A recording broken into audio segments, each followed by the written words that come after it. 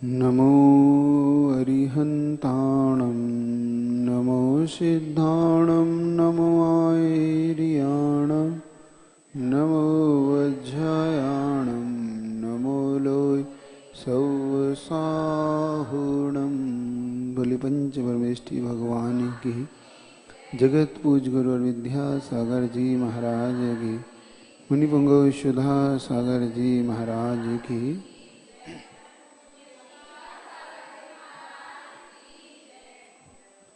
कल अपन ने पूज गुरुदेव की वह गाथा जिसमें समझने का पुरुषार्थ किया कि जिनके चरणों में हर व्यक्ति जैन हो, अजैन हो, तिरंज हो, मनुष्य हो, देव हो, सभी जो उनके चरणों में आकर अपने नम्र भाव से उनकी मुद्रा को देखकर सहज भाव से उनका आशीष लेने के लिए उत्थापित हो जाते। अब अपन देखते हैं, चाहे वो कोई भी व्यक्ति हो, व्यक्तित्व उनके व्यक्तित्व से प्रभावित हुए अगर नहीं रहता, जो बड़े बड़े उच्च, चाहे वो राजनीतिज्ञ हो, चाहे अपन देखें वो व्यक्ति शिक्षक हो, इंजीनियर हो, पढ़ा लिखा सीए हो, अथवा कोई योगी हो, साधक हो। अब देख रहे हैं आचार्य महाराज का आज ऐसा प्रसंग, एक ऐसे राजनीतिज्ञ जो कि अपने जीवन में मुख्यमंत्री भी रही, सांसद भी रही, जो कि और एक साधक भी रही, मतलब वो साधना के क्षेत्र में साधक भी रही, और जब वो राजनीति में आई तो सांसद भी रही, फिर और जब उन्होंने मध्य प्रदेश की कमान भी संभाली जो मुख्यमंत्री के रूप में। ऐसी एक राजनीतिज्ञ हैं, उमा भारती के नाम से प्रसिद्ध है, जो कि अपने आप में बहुत से लोग उन्हें जानते हैं। आचार्य महाराज को वो गुरु भी मानती हैं, तो आचार्य महाराज को पिता भी मानती है। वो कहती है ये मेरे गुरु ही नहीं है, ये मेरे पिता भी है। मतलब उनका कहना है कि मैं कभी किसी भी गुरुओं के चरणों में बहुत जल्दी नहीं जाती, बहुत जल्दी मैं उनके पास नहीं जाती, लेकिन इनके व्यक्तित्व को देखकर पहली बार से ही मैं इतनी प्रभावित हूँ कि हमेशा मैं इनके चरणों में निडर होकर आती हूँ। मैं बहुत से गुरुओं से बहुत दूर से बात करती हूँ, लेकिन इनके चरणों में मैं निकट से बात करने में मुझे सबसे ज़्यादा आनंद मिलता है। इनसे पिता के वात्सल्य मिलता है, तो गुरु के समान मुझे संकेत मिलते हैं, शिक्षा मिलती है। अजैन होकर भी, मुख्यमंत्री के पद पर रहकर भी, जिसे मात्र गुरुदेव के चरणों में, और मात्र वो कहती हैं कि मैं राजनीति से कभी प्रभावित होकर इनके चरणों में नहीं आती, न मुझे कोई वोट की चाह है कि इनके पास आने पर जैन समाज में जो कोई भी वोट दे, लेकिन बस इनसे मिलने का, इनके पास बैठने का, इनसे आशीर्वाद लेने का जो मेरे अंदर का भाव है, वो मुझे यहाँ तक खींचकर लाता है। आचार्य महाराज के जीवन में वो कहती है कि मैं जब से राजनीतिक नहीं थी, उनसे जब मैं पहली बार मिली थी, तब से लेके आज तक, चाहे मैं उस समय साधना के क्षेत्र में थी और इस समय मैं अब राजनीतिक क्षेत्र में हूँ, दोनों ही क्षेत्र में मैं आचार्य महाराज के पास हमेशा पुरुषार्थ करती हूँ कि कम से कम 2 घड़ी निकल के भी इनके पास आऊं, लेकिन उनके चरणों में जरूर आऊं। इस प्रकार से जिनके मन में हमेशा आचार्य महाराज का भाव बना रहता है, वो कहती है कि आचार्य महाराज को राष्ट्रीय संत क्यों कहते हो। उनका मानना है कि ये जैन समाज या पूरी भारत इन्हें राष्ट्रीय संत ना कहे, ये अंतरराष्ट्रीय संत है, राष्ट्रीय संत नहीं है।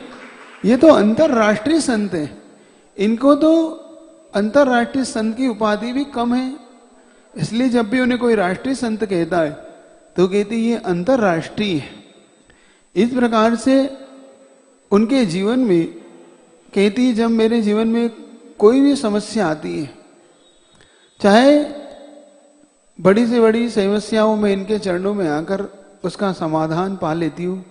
अथवा मुझे इनके चरणों में आकर जो संतोष का भाव उत्पन्न होता है वो मुझे प्रसन्नता देता है। चाहे वो अहिंसा, संयम, तप। आचार्य महाराज को देखकर एक बहुत बड़ी बात उन्होंने जो कही, जो किसी भी एक राजनीतिक और किसी भी साधक के लिए कहना बड़ा कठिन हो जाता है। फिर भी कल भी बताया था कि जैन तो अपना गुरु मानते ही है, जैन के लिए तो वो ही, क्योंकि जैन समाज उनके प्रति जो श्रद्धा भाव रखती है वो अकाट है, उसका तो कोई जोड़ ही नहीं।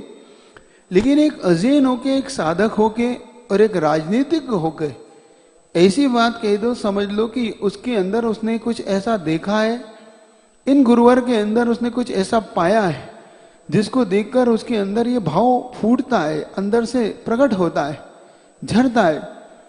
एक बार उन्होंने बहुत अच्छी बात की, भरे मंच से वो कहती है कि मैंने इस भूमंडल पर जो विचरण कर रहे हैं, जितने बड़े बड़े साधक हैं, तपस्वी हैं, बड़े बड़े क्षेत्र हैं, वह तो सिर्फ आचार्य विद्यासागर जी महाराज जी हैं। वो कहती है कि मैंने आचार्य महाराज विद्यासागर जी महाराज के लिए मैंने एक बात हमेशा विचार करती हूं कि लोग बद्रीनाथ, केदारनाथ, बड़े बड़े पहाड़ों पर जाते हैं और यात्रा करते हैं, वहां पर साधना करते हैं, वहां पर ऑक्सीजन की कमी भी हो जाती है, तब भी वहां पे व्यक्ति जाना पसंद करते हैं। कहीं कहीं 1.5-2 महीने में उस केदारनाथ पे जाकर साधना करके आई हूं। मुझे मालूम है कि वहां पर कितनी कठिन साधना करती।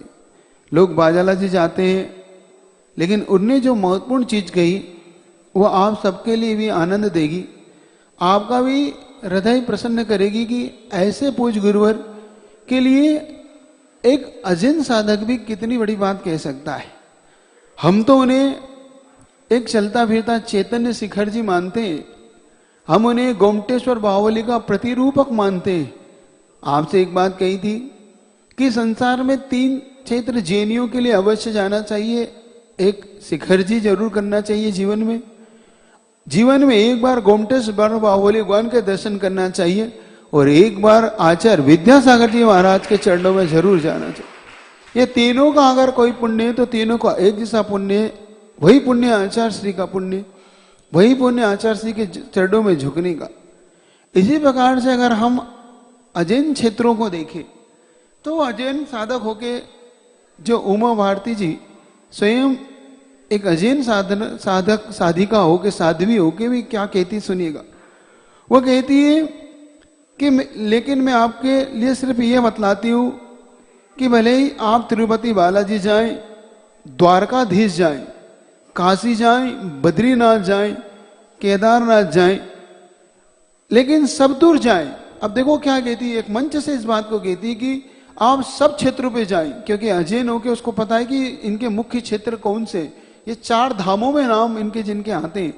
तो कहती है कि इन सब क्षेत्र पर जाएं, लेकिन जब मैं महाराज जी को देखती हूं तो सारे देवता इनके अंदर नजर आते हैं मुझे। सारे केदारनाथ, बद्रीनाथ, बालाजी, सारे देवता अगर हैं तो गुरु महाराज के मुद्रा में मुझे नजर आते हैं, साक्षात देखती हूं। अब जैन के लिए शिखर जी है तो उनके लिए बद्रीनाथ, केदारनाथ जैसे क्षेत्र में बैठे हुए ईश्वर भी इन गुरु सेव की मुद्रा में जिन्हें नजर आते हो।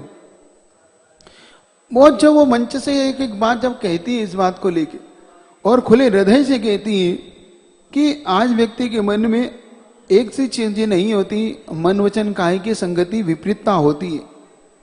लेकिन ऐसे आचार्य महाराज करोड़ों लोगों में इस भूमंडल पे एक ऐसा व्यक्तित्व उत्पन्न होता है जिसकी मन वचन काया की एक जैसी सिद्धि है, जिसके पास सब कुछ है। एक बात उन्होंने जब जनता के बीच में कही कि मैं कोई चमचागिरी नहीं कर रही हूं इसे आचार्य महाराज की, मैं आचार्य महाराज को मात्र प्रसन्न नहीं कह रही हूं, बल्कि मैं उनके स्नेह का पात्र हूं। मतलब मैं उनके हृदय से अपने हृदय की बात उन तक कहना चाहती हूं। महाराज जी की अवसर जब दर्शन का अवसर प्राप्त होता है तो ये कोई साधारण बात नहीं है।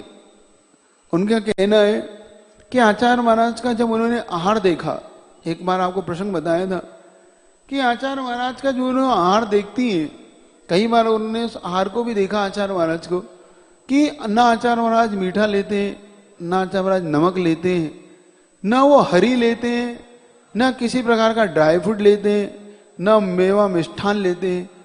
वो कई बार उस भोजन को देखकर उनके मन में बहुत बार भाव आता है।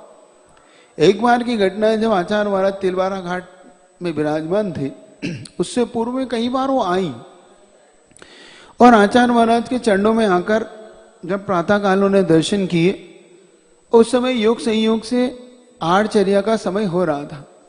और जब वो आचार्य महाराज से आशीर्वाद लेके जाने लगी तो देखती हैं कि आचार्य महाराज उठ के आहारचर्या के लिए शुद्धि के लिए जा रहे हैं। तो किसी से पूछती है गुरुवर देव कहाँ जा रहे हैं?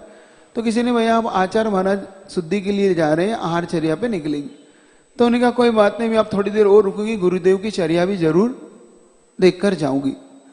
जब उसने गुरु महाराज आचार्य महाराज आहार पे निकले, आचार्य महाराज का आहार देखा और आहार देखने के बाद वो मुख्यमंत्री पद पे अगर कोई हो और कोई साधु दूसरे साधु के लिए भाव रखता हो तो वो सहज भाव से कहती है कि आचार्य महाराज का जहां आहार हुआ है तो मैं आचार्य महाराज का प्रसाद लेना चाहती हूँ, क्योंकि उनके यहाँ प्रसाद बड़ा फेमस शब्द है कि गुरु की जहां आहार हुआ उसमें से कुछ मुझे मिल जाए।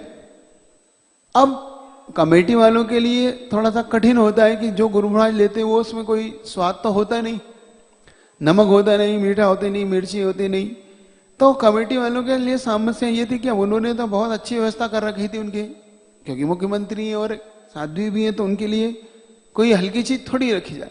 इस प्रकार से कमेटी वालों ने जो व्यवस्था कर रखी थी, तो अब जब वो ऑफिस में जाकर उनका स्वागत वगत करके उन्हें बिठाया गया, तब उन्होंने कहा कि मुझे तो वो लाओ जो गुरुजी ने लिया है। तब कमेटी वाले जल्दी से जो अच्छी से अच्छी वस्तु थी चौके में वो लेके वहां पहुंचे। तो वो पूछती है देखकर, आपके गुरुजी ये लेते हैं? देखो उसको पता है कि आचार्य से क्या लेते हैं। तो वो पूछती है आपके गुरुजी ये लेते हैं? अब कमेटी वालों की निगाह थोड़ी सी नीचे है, क्योंकि वो जानते हैं कि गुरुजी तो ये लेते नहीं, क्योंकि उसे पता है कि गुरुजी लेते हैं ओरिया। अब आप ओरिया तो समझते नहीं, यहाँ के लोग समझते हैं, आप तो समझने लग गए, 6 महीने में समझने लग गए। ओरिया वही आंवले का तो ओरिया जिसको आप आंवले की कड़ी बोलते हो, तो ओरिया है, लचका है, खींच है, दाल है बिना उसकी नमक की।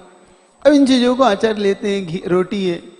उसे पता था कि आचार्य से क्या लेते, तो उन्होंने कहा ये लेते हैं आचार्य श्री। उन्होंने कहा अब क्या करें, तो कि वही लाओ जो आचार्य श्री लेते, मैं जानती हूँ आचार्य श्री क्या लेते, मैं बहुत अच्छे से गुरुजी को पहचानती हूँ। अब कमेटी वाले के एक सदस्य जाके वही लाया जो आचार्य श्री ने लिया था, और उन्होंने ये भी कहा कि उसी थाली में से लाना जिस थाली में से आचार्य श्री ने लिया, ध्यान रखना।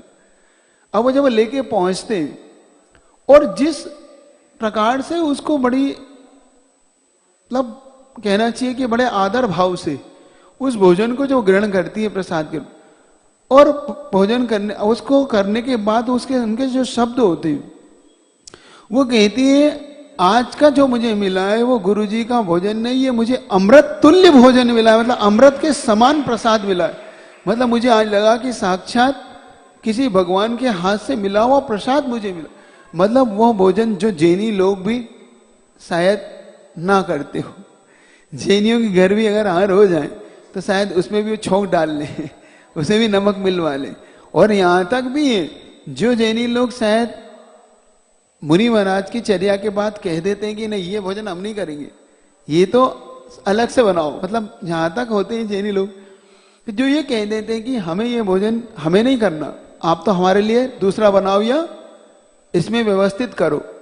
लेकिन उनका भाव देखो कि जो कहते हैं कि इसमें नमक भी डाल के मत लाना, मतलब जैसा आचार्य ने लिया है वैसा लाना, मतलब रूखा सूखा बिना नमक बिना मीठे का जो लिया है। तब लगता है कि आचार्य महाराज के श्री चरणों में किस प्रकार से उनकी श्रद्धा। और वो कहती है जो आप लोग देख रहे हो वो साधारण नहीं है, क्योंकि बिना वस्त्र के रहना, भोजन भी नहीं के बराबर होना, क्योंकि आचार्य महाराज का भोजन 25 मिनट 30 मिनट अंतोगत्वा हो ही जाता है। और इनकी आंखों पे चेहरे पे जो प्रसन्नता है, क्योंकि मैंने वो कहती है अपने मुख से कि मैंने आचार्य महाराज से कई बार पूछा कि मुझे ये भेद बताओ कि अंतर्मुखी होकर क्या चीज आपको मिल गई जिससे आपने सारे संसार के आनंद आपके लिए फीके पड़ गए, क्योंकि आप किसी पदार्थ को ग्रहण नहीं करते, किसी पदार्थ को आप लेना नहीं चाहते, आपका संसार कैसे और कब छूट गए। इस प्रकार से वो कहती है कि जिन्होंने 9 महीने जिस माँ के पेट में रहे, जिनको उनका मोह नहीं रहा, जिस धरती से वो हजारों किलोमीटर दूर यहाँ आ गए उस धरती का भी जिन्हें मोह नहीं रहा, जिनके लिए पैदल चलकर हजारों किलोमीटर तक महापुरुषों के भांति जो इस धरती को पवित्र करते हैं, इसी प्रकार महाराज श्री के लिए तो मैं एक बालक के भांति हूं। देखो, जिनके लिए इस प्रकार से एक अजैन संत के या एक मुख्यमंत्री होकर भी जिसके मन में ये भाव आता है, तब हमको समझ में आता है कि आचार्य महाराज कि किस प्रकार से अपने लिए और अजैनों के लिए भी एक प्रेरणादायक संत के रूप में आचार्य महाराज, इसीलिए लगता है कि उनके जितने गुणगान गाए जाए उतने कम पड़ जाते, लेकिन जो अपने आप को स्वयं कभी ऊंचा नहीं मानते। देखो क्या, इतने होने पर भी आचार्य महाराज कभी भी अपने आप को बहुत ऊंचा नहीं मानते। वो अपने आप को भी वही मानते कि मैं भी एक साधक ही हूं, मैं भी एक साधु ही हूं। और उनके अंदर जो वैयावृत्ति का गुण है, शायद ये वैयावृत्ति का गुण बड़े बड़े साधकों में भी ना पाया जाता। बड़े बड़े व्यक्ति के अंदर धन का, पैसे का अभिमान हो सकता है, उन व्यक्ति के अंदर कुछ अपने बड़े होने का अभिमान या मान हो सकता है, लेकिन आचार्य महाराज के अंदर आप देखना कि इतने बड़े होकर भी जिनके अंदर अपनी लघुता प्रकट करने का कोई अवसर मिल जाए तो जिससे वो चूकते नहीं, अपने आप को हमेशा जो लघु बनाते भी ऊंचा, क्योंकि जितना जो झुकता है वो उतना ऊंचा उठता है। ये कहावत बिल्कुल ठीक है। उनके अंदर एक ऐसा विनय गुण, अपने अंदर का जो भाव है, जितना वात्सल्य उनके अंदर कूट कूट के भरा है और वैयावृत्ति करने का जो भाव उनके अंदर है, इससे साक्षात प्रकट होता है कि किस प्रकार से आचार्यवाद अपने शिष्यों को भी कितना ऊंचा उठा देते। एक बार की घटना, जो आचार्य महाराज ने जो वैयावृत्ति करने का जो भाव है, उससे लगता है कि आचार्य महाराज कितने महान हैं। 2002 की घटना है ये। एक जब आचार्य महाराज का सिद्ध क्षेत्र नेवार में विराजमान थे और उस समय उनके शिष्य के एक हर्पिस नाम की बीमारी हुई थी। हर्पिस जानते हैं? आपको बताया था आचार्य महाराज के, जो कि 2000 में हुई थी। वह बीमारी इतनी तेज और इतनी दर्द खतरनाक होती है कि जब आचार्य महाराज को हुई थी अमरकंटक के अंदर, और अमरकंटक के अंदर जब हुई थी तो उनको जिस पैर में हुई थी उस जांग के पास, तो उस करवट लेट भी नहीं पाते थे। छोटी छोटी जिसमें फुंसियां हो जाती हैं और जिसमें पस पड़ जाता है, और इसमें ऐसी जलन होती है कि मानो आग निकल रही हो, इतनी ज्यादा जिसके अंदर जलन होती हो, जिसमें खड़ा होना कठिन होता हो, रात रात भर जिसमें तड़पन होती हो, ना बैठा जाता है ना जिसमें लेटा जाता है, इतनी कठिन जिन पे बीमारी होती है। क्योंकि जब आचार्य महाराज को ये बीमारी हुई थी 2000 के अंदर, तब आचार्य महाराज से एक मुनि महाराज ने पूछा कि महाराज, आचार्य से आखिर इसमें कितना दर्द होता है, इसमें कैसा दर्द होता है? तो आचार्य से के ये शब्द थे कि ऐसा लगता है कि किसी ने इन छोटी छोटी को फुंसी को फोड़कर किसी ने इसमें नमक भर दिया हो, और उसके अंदर होने वाली पीड़ा कहीं ज्यादा, इसमें जलन इतनी तेज जलन होती है कि नमक मिर्ची किसी ने भर के इसको इसमें डाला हो, इतनी ज्यादा इसके अंदर पीड़ा होती है, इतनी तेज इसमें वेदना होती है। अब जो स्वयं सहनशीलता के पहाड़ है, जो स्वयं सहनशीलता के ऊंची इमारत है, जब उनके मुख से ये वचन निकल सकता है तो आप विचार करो कि वास्तव में कितनी गहनी पीड़ा होती होगी, कितनी तेज वेदना आचार्य की होती होगी उस समय। इसी कारण से आचार्य महाराज ने जब देखा कि उनके शिष्य को, जिनका नाम कुंथु सागर जी था, 2002 में 8 जून का वो समय था, 8 जून 2002 में अब उन्हें जो महाराज जी को पीड़ा हुई उस हर्पिस के कारण, वो वेदना इतनी तेज थी क्योंकि उस वेदना को जिनने स्वयं 2000 में महसूस किया तो उन्हें पता था कि ये कितनी ज्यादा पीड़ादायक वेदनादायक होती है।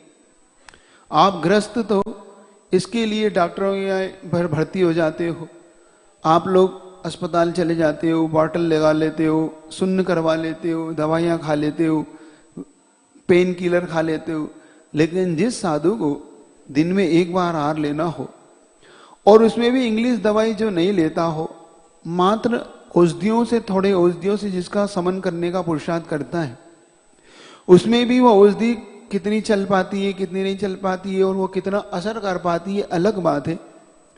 तो जब उनको 8 जून के दिन जब वो पीड़ा हो रही थी महाराज को, वो असहनीय वेदना थी और उसके कारण चूंकि वो वेदना अंदर से बहुत पीड़ित दे रही थी तो आंखों में से पानी भी झर आया, निकल आया, आंसू निकल आए। इतनी ज्यादा पीड़ा असहनीय थी, लेकिन फिर भी समता भाव से वो सहन कर रहे थे, चाहे वो शरीर की वेदना के कारण आंखों निकल रहे हो, लेकिन अंदर से जो फिर भी भेद विज्ञान के लिए महाराज भाव बनाए हुए थे। जब वो आंखें बंद करके ऐसे बैठे बैठे कुछ जोर जोर से कुछ बोलते उच्चारण कर रहे थे, शरीर अलग है, आत्मा अलग है, इस प्रकार का जब महाराज उच्चारण कर रहे थे और चूंकि इधर आंसू भी निकल रहे थे, तो जो वहां पर मुनि महाराज थे उन्होंने जब इस बात को देखा कि महाराज को काफी पीड़ा है, तो उन्होंने शीघ्र जाके आचार्य महाराज को बताया कि महाराज की बहुत ज्यादा पीड़ा हो रही है, उन्हें बहुत असहनीय वेदना हो रही। आचार्य महाराज देखो कितने सरल और कितने सहज हैं, कितने वात्सल्य उनके धारी कि एक अपने छोटे से शिष्य के लिए भी जो सुनते ही उन्होंने ये नहीं कहा उन्हें मैं यहां ले आओ, स्वयं तकत से उठ के, अच्छा बहुत ज्यादा पीड़ा, इस प्रकार की बात कही गई और उठ के उस कमरे की तरफ चल दिए जिस कमरे में महाराज बैठे लेटे हुए थे और महाराज के पास जाकर देखते कि महाराज कुछ बोल रहे हैं, शांति से लेटे हुए हैं लेकिन कुछ कुछ बोल रहे हैं और आंखों से पानी सा आ रहा है।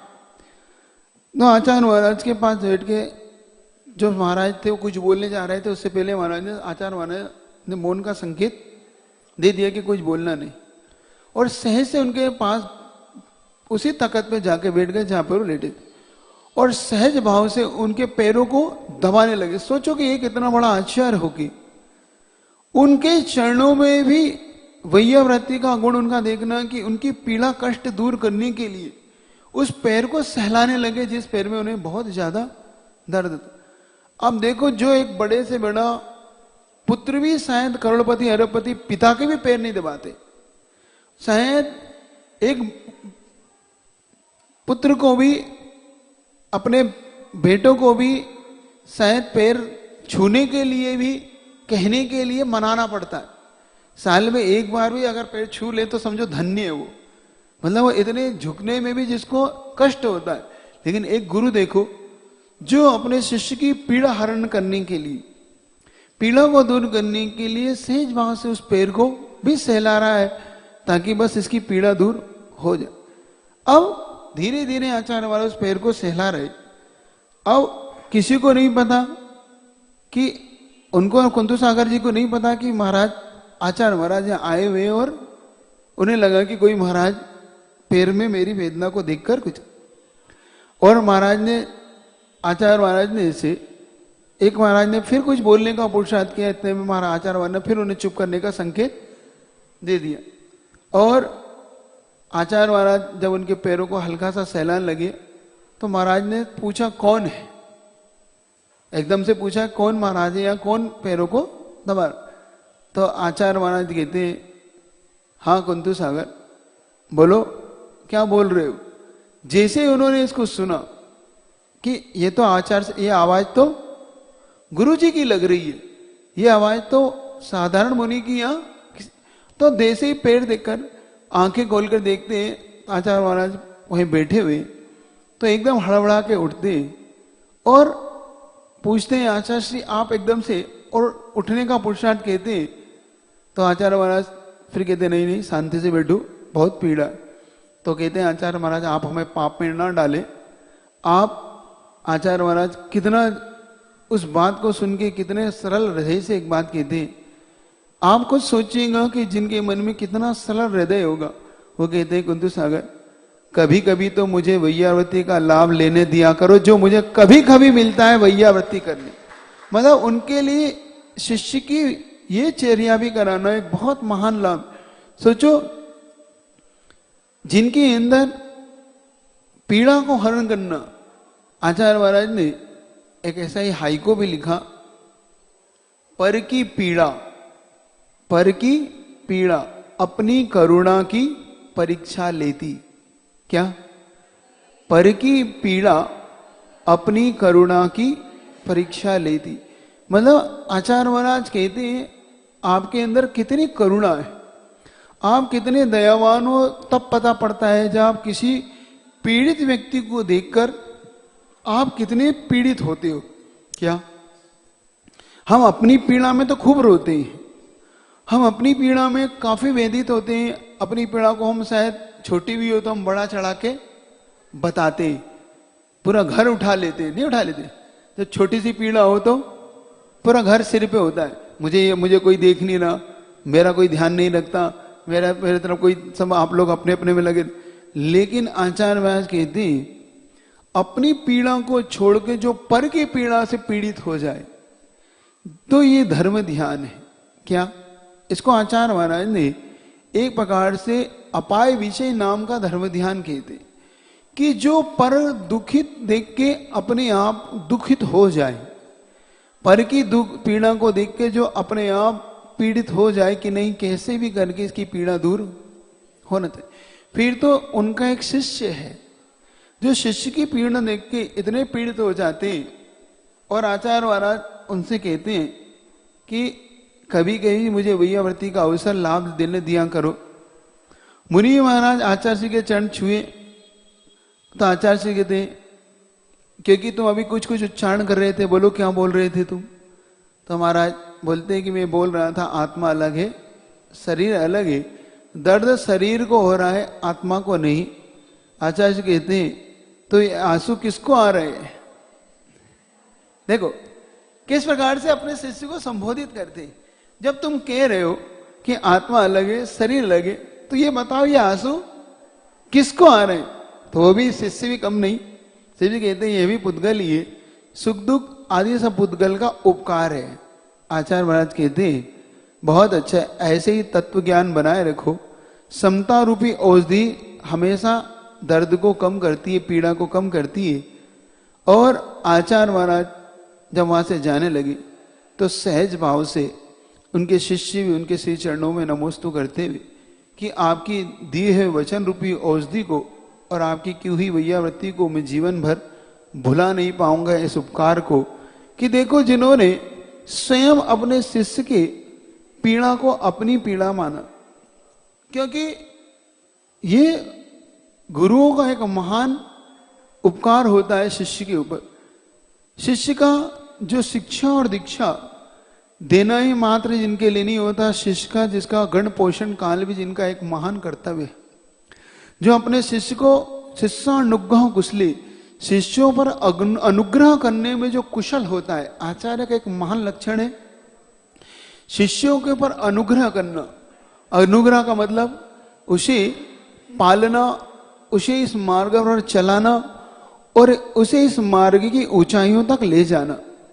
और शिष्य का भी उपकार यही होता है गुरु के ऊपर कि गुरु के दिए मार्ग को जो ऊंचाई तक ले जाता है स्वयं। क्योंकि आचार्य पूज्यपाद स्वामी ने जब आचार्य उमा स्वामी महाराज के परस्परोपग्रह जीवानाम सूत्र की व्याख्या की कि एक जीव दूसरे जीव के ऊपर उपकार करता है पर के ऊपर, तो वहां पर उन्होंने प्रश्न खड़ा किया कि गुरु तो शिष्य के ऊपर उपकार करता है, ये तो देखा जाता है, तो क्या शिष्य भी क्या गुरु के ऊपर उपकार करता है?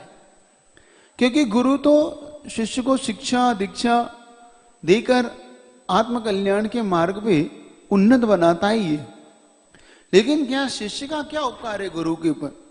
तो आचार्य पूज्यपाद स्वामी उस रहस्य को खोलते हैं कि जिस प्रकार गुरु ने शिष्य को दीक्षित किया, शिक्षित किया, शिष्य को पाला पोषा बड़ा किया, उसे इस मार्ग पर लिया, और शिष्य जब गुरु के कहे हुए उस मार्ग पर आचरण करता है, गुरु को गौरव प्रदान करता है अपनी साधना से, गुरु का हृदय जीतता है अपनी वैयावृत्ति साधना और अपने महाव्रतों को पालन करते हुए।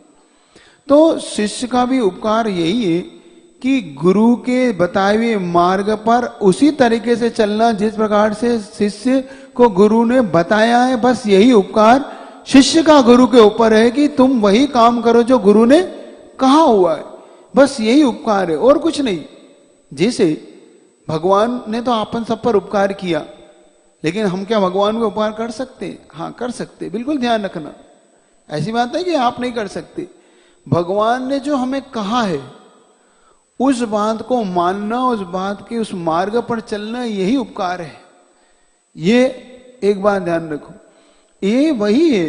इसीलिए आचार्य महाराज उस बात के लिए कि शिष्यों को किस प्रकार से अनुग्रह किया जाता है, किस शिष्य को किस प्रकार से अपने वात्सल्य से अभिभूत किया जाता है, और बड़े प्रेम से डांट से शिष्यों को हर प्रकार से इस मार्ग पर स्थितिकरण करके जो रखते, शिष्य को जो अपने से भी आगे चाहते। क्योंकि आचार्यवाद ने क्या कहा था?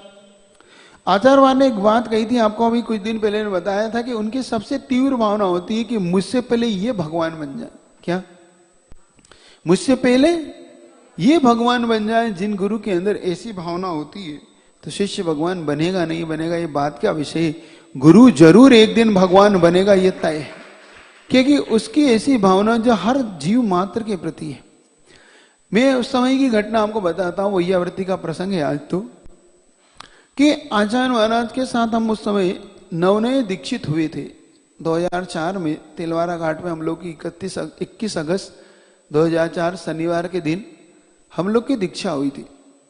और योग संयोग से तिलवारा घाट से चतुर्मास करने के बाद वहीं पे एक पनागढ़ क्षेत्र 30 किलोमीटर दूर, जो शांतिनाथ, भगवान शांतिनाथ की खड़गासन मूर्ति है वहां पर, जो अपने आप में एक बहुत प्रसिद्ध है वहां का क्षेत्र वो।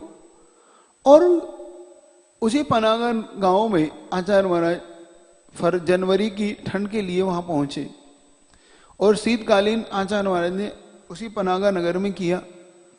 2005, चूंकि अब 2004 का तो शीतकालीन बचा नहीं, अब तो 2005 लग गया। अब 2005 में हमने वह शीतकालीन किया, और शीतकालीन के दौरान एक महाराज विशद सागर जी महाराज, जो हम लोग के साथ दीक्षित, हम लोग 25 मुनि महाराजों की दीक्षा हुई थी, उसमें विशद सागर जी महाराज जी, जो कि हम लोग के ही सधर्मी भाई हैं, गुरु भाई हैं, उस समय उनका स्वास्थ्य अचानक बहुत ज्यादा बिगड़ा। मतलब उन्हें खांसी बहुत तेजी से चली, और वो कम से कम लगातार उस शीतकालीन में बनी रही। और आचार्य महाराज हमेशा इस बात से चिंतित रहते थे कि किसी प्रकार से इनका ये रोग दूर होना चाहिए। अब एक रात उनको जब पता पड़ा कि बहुत ज्यादा खांसी, क्योंकि उनके कमरे के निकट ही उनका विश्राम स्थल कमरा था, तो रात्रि में आचार्य महाराज जब उनकी खांसी को सुना तो योग संयोग से उन्हें पूरी रात खांसी चली उस दिन, पूरी रात। मतलब वो एक मिनट में शायद उस रात चैन से सो पाए वो। और जब उनकी खांसी बीच बीच में तेज हो जाती थी तो आचार्य महाराज के कमरे तक वो आवाज पहुंचती थी। तो देखो, आचार्य महाराज उस विश्राम में भी अपने शिष्य की चिंता किया करते थे। उन्होंने वहीं प्रसाद सागर जी महाराज निकट में, क्योंकि कोई ना कोई साधु आचार्य महाराज के निकट सोते थे, तो प्रसाद सागर जी महाराज वहीं आचार्य से के रूम में वहीं निकट में सोए थे। तो जब उन्होंने देखा कि आचार्य से बार बार उस खांसी को सुनकर उठ रहे हैं चिंतित से उनके चेहरे पे, तो आचार्य महाराज ने संकेत से कि ये कौन है, क्या हो रहा है, संकेत से पूछा। तो प्रसाद सागर जी महाराज जब वहां महाराज के पास पहुंचते और जितनी वैयावर्ती उनसे हो सकती थी उनने की, लेकिन वो खांसी बिल्कुल भी दूर नहीं हुई। जब प्रातःकाल, क्योंकि आचार्य का नियम है, कभी भी वो तख्त को इतनी जल्दी रात्रि में नहीं छोड़ते, बहुत ज्यादा विघ्न होने पर भी नहीं छोड़ते। बस उसका भी अगर लघु संज्ञा दीर्घ संज्ञा कभी साल में कभी जाना पड़ जाए उन्हें, तो उसका भी बड़ा प्रायश्चित ग्रहण करते। कभी कभी तो उपवास तक रख लेते हैं उस प्रायश्चित में। सोचिएगा, जिनके लिए मतलब जिनका ऐसा कठोर नियम है कि इस रात्रि विश्राम वही करते हैं जहां पर शाम को वो बैठ गए, और उसी तख्त पर प्रातः सूर्य उदय के समय जो उठते हैं, मतलब 14-14 घंटे भी उस तख्त से जो नहीं उतरते। क्योंकि हम आचार्य महाराज को तो वहां से उतरना था नहीं। प्रातः काल जब सूर्य उदय हुआ, अपनी भक्ति इत्यादि करके आचार्य महाराज अपनी सोच की रियायत से निर्वत होकर लौटते हैं और यही पूछते हैं कि विश्व सागर महाराज कहाँ है, उनका कमरा कहाँ है, उनका स्वास्थ्य कल रात में बहुत ज्यादा खराब क्यों हो रहा था, क्या खांसी क्यों नहीं दूर। जब वो पहुंचे तो महाराज वहां बैठे हुए अपनी, चूंकि ठंड का बहुत ज्यादा था तो एकदम निकलते भी नहीं साधु, तो आचार्य महाराज सीधे उनके कमरे में पहुंचकर पूछते हैं क्यों महाराज क्या हो रहा है। जैसे आचार्य जी को देखते हैं कि आचार्य जी बहुत ज्यादा थोड़ा सा खांसी हो रही, बाकी सब ठीक है, तो आचार्य महाराज कहते कोई नहीं ठीक है, मैं आज वैयावर्ती मैं करता हूं।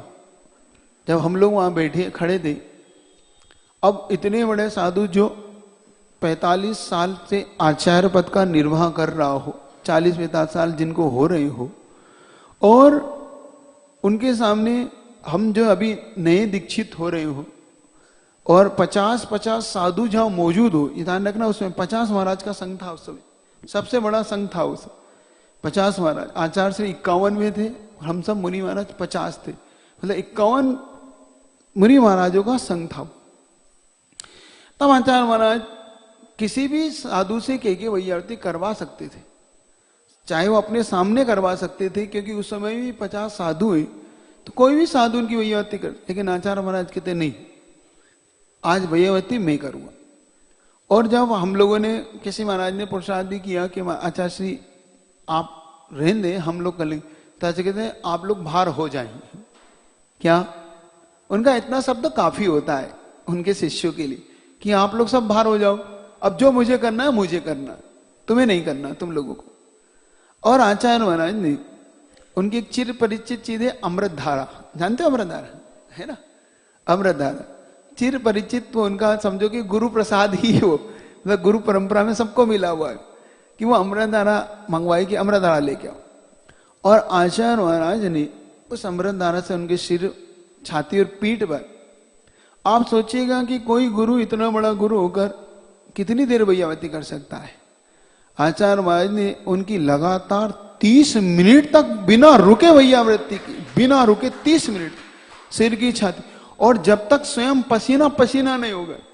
मतलब जब शिष्य भी बार बार महाराज, आचार्य महाराज, क्योंकि उन्हें इतनी शर्म आ रही थी, क्योंकि हम आज के दीक्षित हैं, हम लोग युवा हैं, और जिन हमें गुरु जी की वैयावर्ती करना चाहिए, लेकिन दुर्भाग्य कि हमें आचार्य से करवाना पड़ रही। उनके मन में जो पीड़ा थी, उनके अंदर जो ये भाव उठ रहा था कि हम लोग आज के दीक्षित हैं, हमें गुरु जी की वैयावर्ती करने का अवसर है, लेकिन दुर्भाग्य से आज रोग के कारण हमारी वैयावर्ती आचार्य से कर रहे हैं, तो उन्हें अंदर से इतना पीड़ित थे। लेकिन उस दिन वो बार बार मना करने पर भी आचार्य के शांति से बैठो, मैं देखो तुम बताता हूं कैसे की जाती।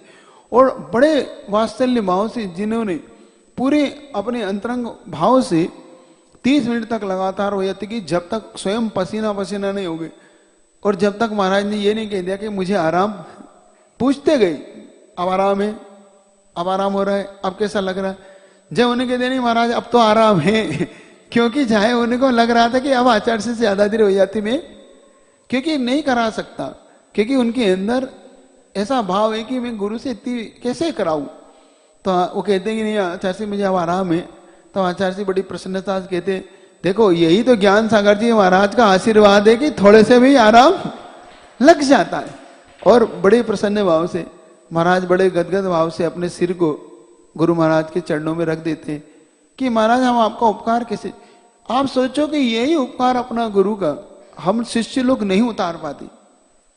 मुझे पता है आचार्य महाराज से जो वात्सल्य मिलता है, आचार्य महाराज के से चरणों में जो प्रेम मिलता है, इसीलिए कोई शिष्य उनके चरणों को छोड़ना नहीं चाहता, कोई शिष्य कभी उनके चरणों से दूर नहीं होना चाहता, क्योंकि उनके वात्सल्य भरी प्रेम भरी निगाह, उनके जो शब्द और उनके जो छत्र छाया में रह के कौन नहीं पनपेगा, कौन नहीं बड़ा होगा। सोचो, जिनके दर्शन के लिए आप लोग तरस जाते हो, दूर से भी मुस्कुरा दें तो आपका मन खिल उठता है, दूर से भी दया का हाथ उठा दे। आपने देखा होगा जब आचार्य महाराज दूसरी तीसरी मंजिल पे खड़े होकर हजारों हजारों लोगों को जब ऐसे वात्सल्य भरे हाथ से आशीर्वाद देते, तो आप जनता किस प्रकार से अपनी पागलपन की चरम सीमा पे पहुंचती है। देखा आपने?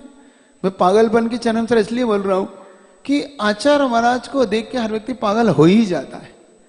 कई बार तो उनके लिए शिष्य लोग कह देते हैं, जब आचार्य महाराज थोड़े से नाराज हो जाते हैं कि देखो ये लोग मानते नहीं, ये लोग सुनते नहीं, तो कई बार ब्रह्मचारी या ब्रह्मचारिणी या मुनि महाराज कहते हैं, आचार्य महाराज इसमें दोष इनका कहां है,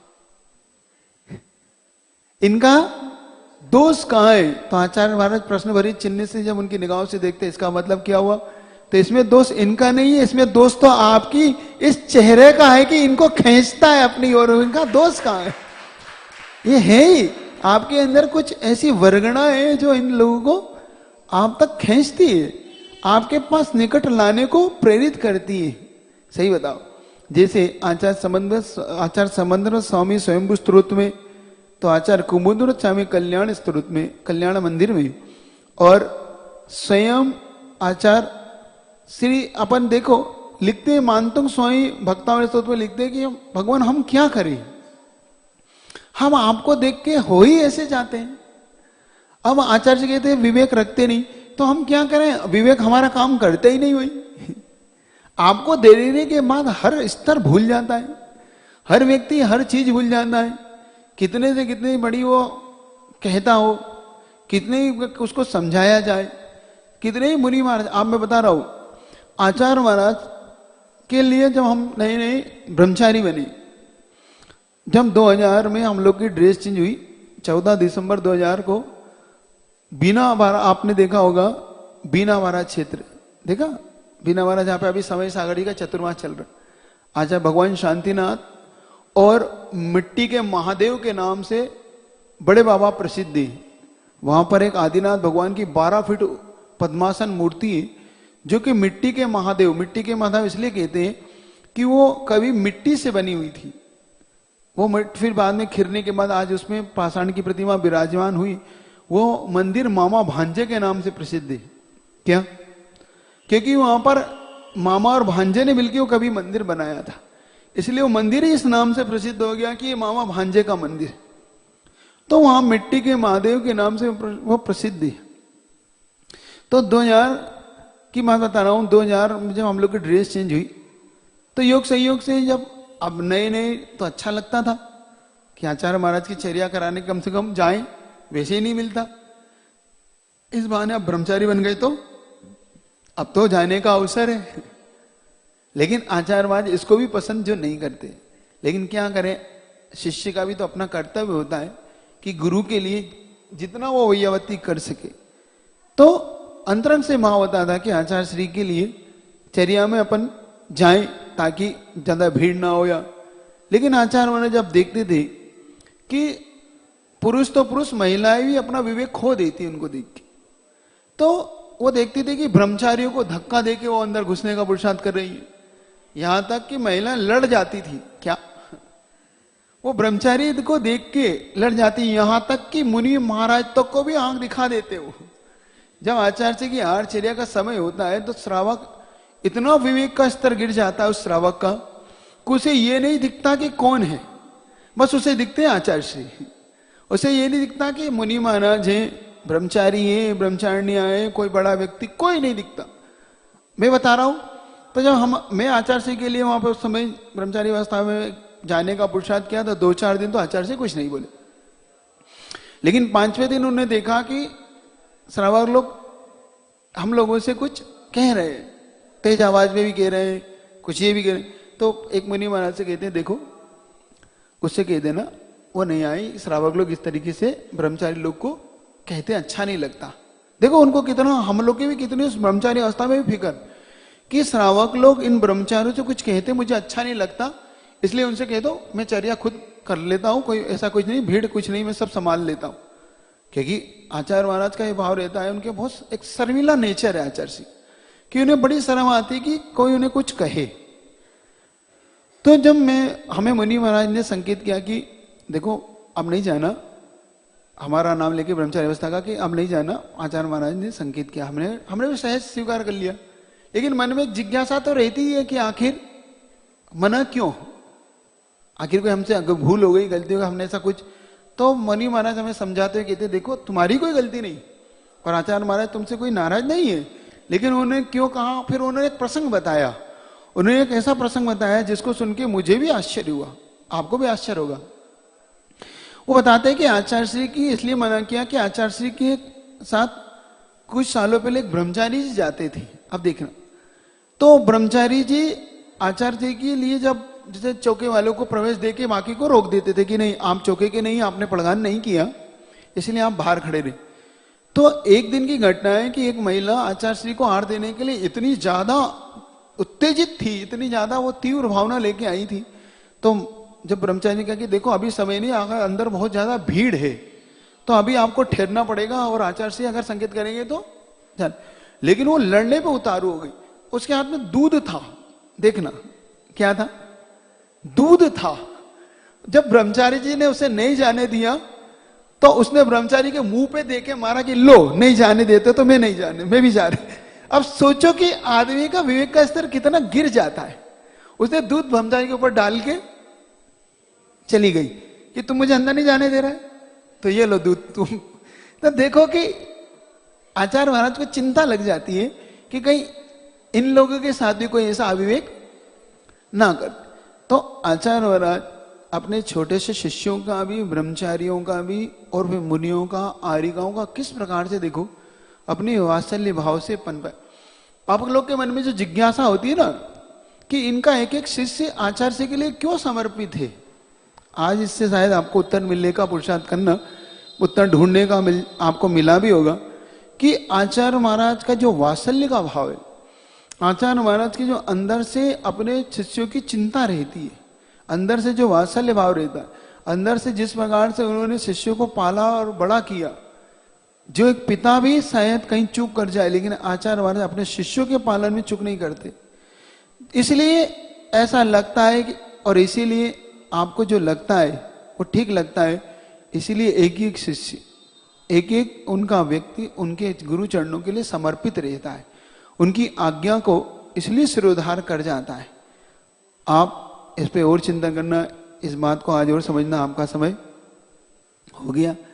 वैसे आप घड़ी मत देखो, मेरे घड़ी तो मेरी निगाह में रहती है, लेकिन आपको भले ही लगता है कि अभी शुरू हुआ तो और अभी पूरा हो रहा है, लेकिन क्या करें, आचार्य महाराज व्यक्तित्व भी ऐसे हैं कि जिनके बारे में मैं अगर रात भर भी कहूं और तुम रात भर भी सुनोगे तो शायद कम पड़ जाएगी, लेकिन रात चली जाएगी, लेकिन उनका व्यक्तित्व हमेशा उससे बड़ा होता चला जाएगा।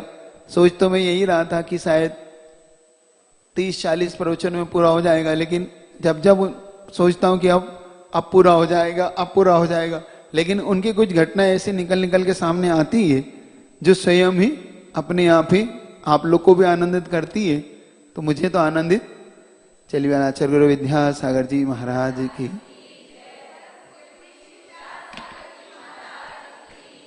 चलिए जाप कर ले, सीधे बैठिए, आसन लगा लो, खूब हिल लिया डुल लिया, ठीक है। आंखें बंद करो,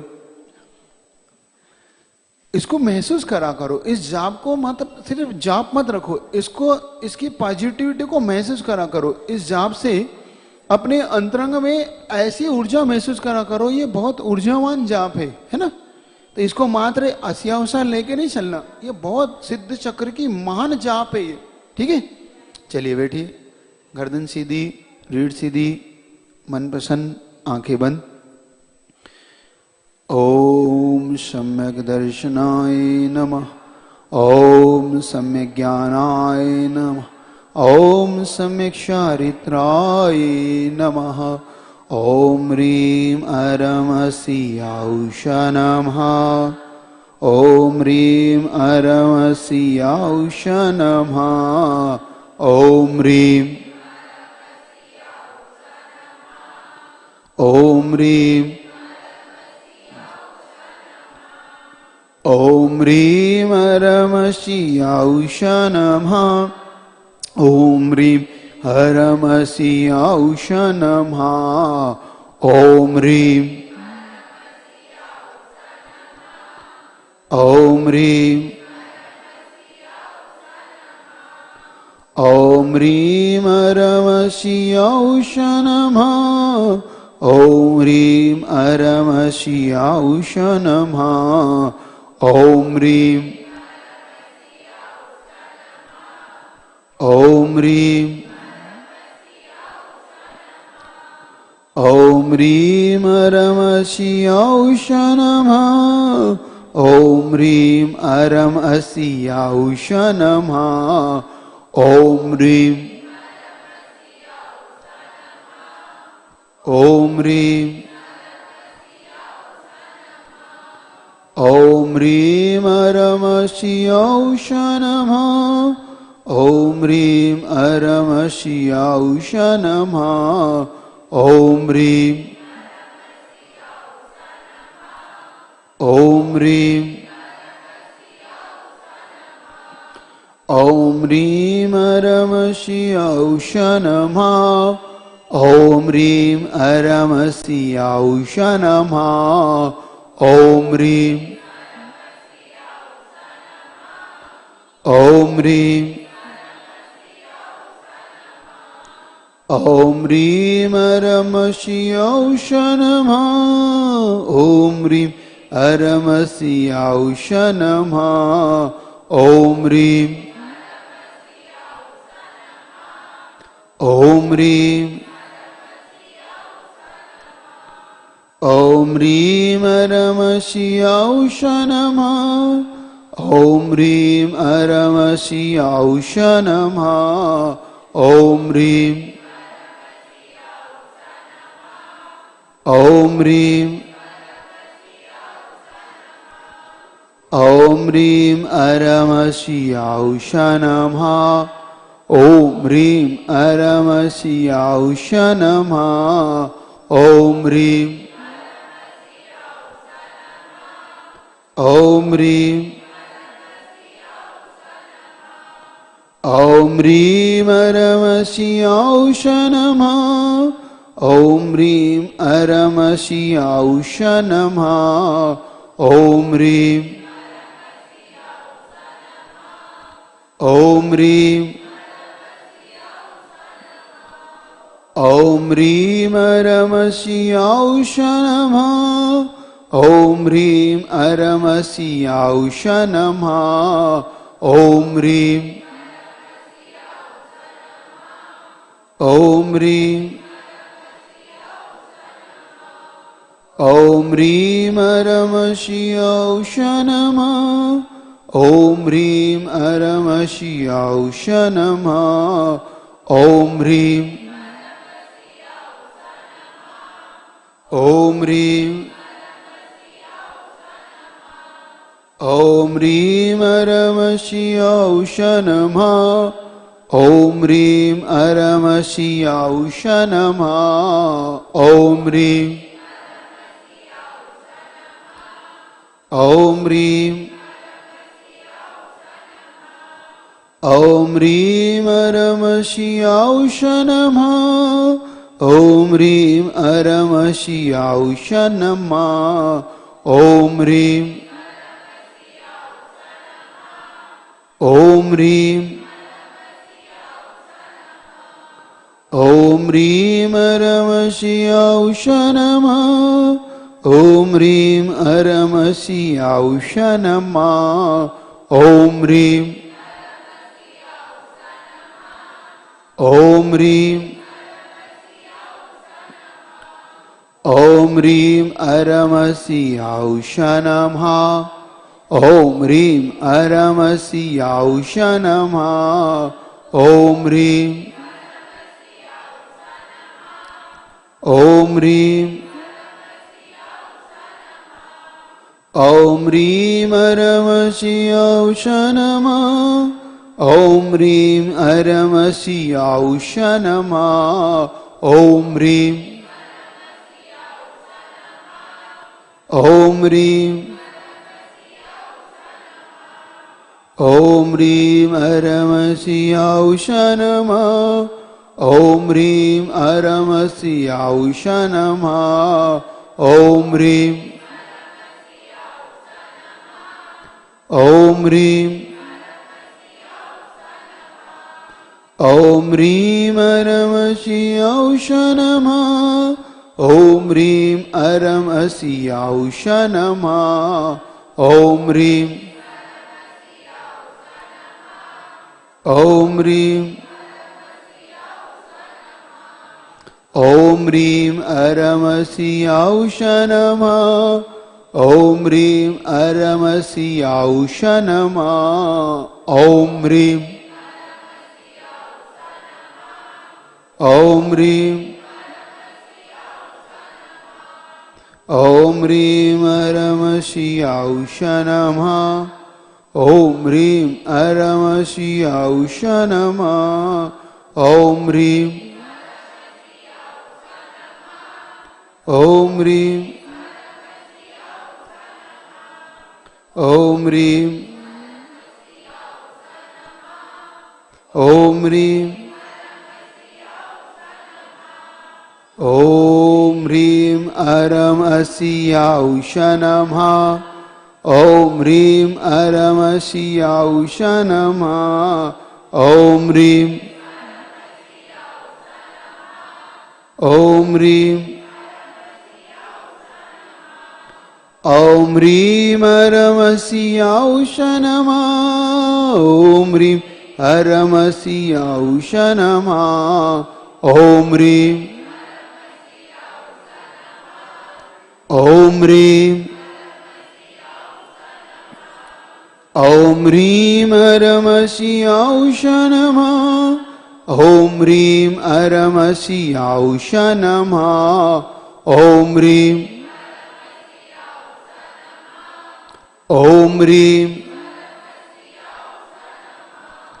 ॐ ह्रीं अरमसियाउष नमः ॐ ह्रीं अरमसियाउष नमः ॐ ह्रीं ॐ ह्रीं ॐ ह्रीं अरमसियाउष नमः ॐ ह्रीं अरमसियाउष नमः ॐ ह्रीं अरमसियाउष नमः ॐ ह्रीं अरमसियाउष नमः ॐ ह्रीं अरमसियाउष नमः। दीर्घ सांस भरिएगा, ओम का दीर्घ उच्चारण करिएगा।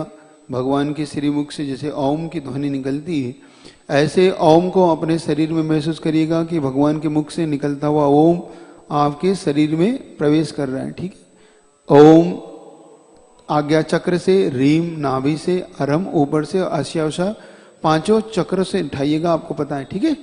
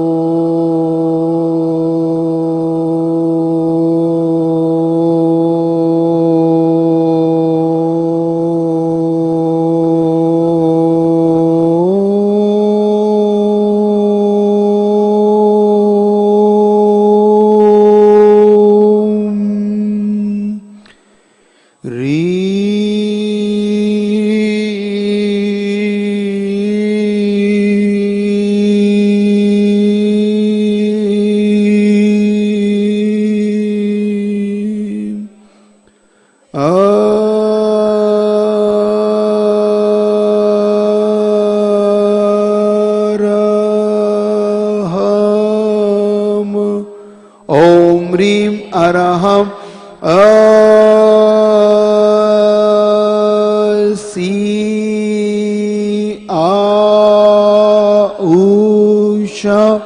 ओम ह्रीं अरहम असि आउषा नमः सम्यक दर्शनाय नमः, सम्यक ज्ञानाय नमः, सम्यक चारित्राय नमः।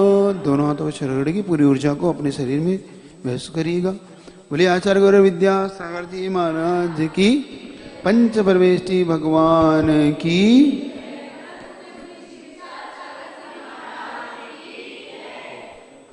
धीरे धीरे इस पंच नमोकारमय सारा जीवन बना लो, नमोकारमय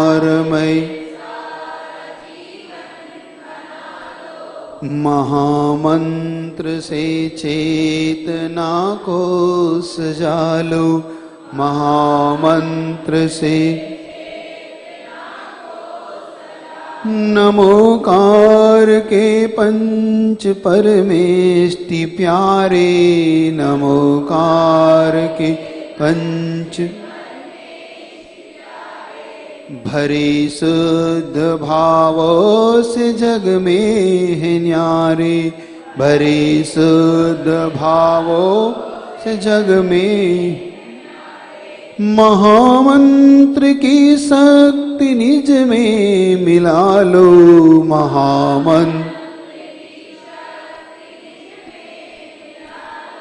महामंत्र से चेतना को सजा लो, महामंत्र रहे ज्ञान ही ज्ञान में मेरा ध्यान, रहे ज्ञान ही ज्ञान। महामंत्र सब दुख हर ले महान, महामंत्र सब दुख हर सभी हो सुखी और सबका भला हो, सभी हो सुखी और महामंत्र से चेतना को सजा लो, महामंत्र न तन में हो रोग न मन में अशांति, न तन में हो रोग न मन में हो सारे जहां में परम शांति शांति, हो सारे जहां में परम शांति अरहंत सभी को मिला लो, परम शांति अरहंत सभी को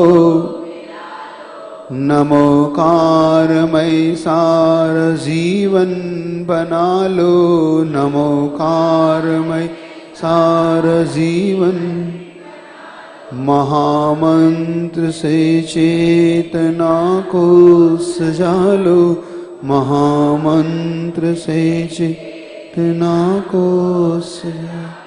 अब कल आपके यहाँ पर महान काम होने जा रहा है आप लोग के यहाँ, ठीक है ना। कल आपके यहाँ आचार्य गुरु आचार्य विद्यासागर जी निलय का जो आप लोगों ने चतुर्मास में अपने दान का जो उपयोग किया था, जो धनराशि आपने दान दी थी, उसका सदुपयोग होने के लिए समाज के पूरी समाज की एक ऐसी वस्तु बनाने का भाव था। तो वही शिला पांडुक शिला, आप जानते हैं ना शिला ने पांडुक शिला आपका स्थल, वहाँ पे सभी को महिलाओं को विशेष तौर से कह रहा हूँ, नहीं तो महिलाएं कह रही हमारा क्या काम है। अरे आपका ही तो काम है, सारा काम है आपका। विशेष तौर से मांगलिक महिलाएं ही तो सब महिलाएं मांगलिक करती हैं, फिर कहते हैं महिलाओं को पूछते नहीं। तो आप लोग का ये काम है कल अपना एक केसरिया साड़ी में आ सको तो केरिया, नहीं तो अपनी जैसी साड़ी में हो, कलश लेके मांगलिक महाराज को आगे आगे चलना, ताकि वो जो अपन भावना रख रहे हैं कि वह जो शिलान्यास हो रहा है जिसमें अपन आचार्य विद्यासागर निलय के नाम से बनाने जा रहे हैं आप लोग, तो वो इस भावना से कि हम वो कार्य शीघ्र पूर्ण हो जाए, और जब कार्य शीघ्र पूर्ण हो जाए तो जिनके नाम से बन रहा है वो वहां तक आ सके। समझ रहे हैं कि नहीं? वो स्वयं भी उस क्षेत्र को पवित्र करने हैं, ठीक है ना। तो इस भावना से अब कल जिन जिन की भावना वो जरूर आएंगे, जो चाहते हैं आचार्य श्री आए, अब उनकी परीक्षा है कि कल जरूर आएंगे। और अपने परिवार में पुरुष वर्ग को है ना, तो 9 साढ़े 9 तक वो पूरा हो जाएगा, कोई ज़्यादा देर नहीं। अपन यहाँ से 7 साढ़े 7 पे निकलेंगे तो बहुत जल्दी। और जिनके कलश है उनको तो विशेष तौर से आना है, जिन्होंने कलश चाहे वो छोटा लिया हो चाहे बड़ा लिया हो, है ना, तो उन लोगों को तो विशेष तौर से, क्योंकि हो सकता है उन्हें भी कोई न किसी चीज़ के लाभ मिल जाए, वहाँ पे कुछ ना कुछ ऐसी चीज़ आपको भी प्राप्त हो जाए। तो ये लाभ आप लोग को बोल दिया मैंने, ठीक है ना, पूरी समाज को ऐसे पता है। चलिए, जिनवाणी के ज्ञान से सुझे लो। और अपने बच्चों के लिए भी भेजना है 1 तारीख को संस्कार के लिए, 8 से 25 साल तक के सारे बच्चों के लिए सुबह विधान है, दीप अर्चना है 1 तारीख की शाम को। 31 की आचार्य का अवतरण दिवस है ना, गुरु पूर्णिमा पे आचार्य कम से कम भक्ति तो कर ही लो। ऐसा महान व्यक्ति तो अपने भी जीवन में मिला है अपने को। कैसे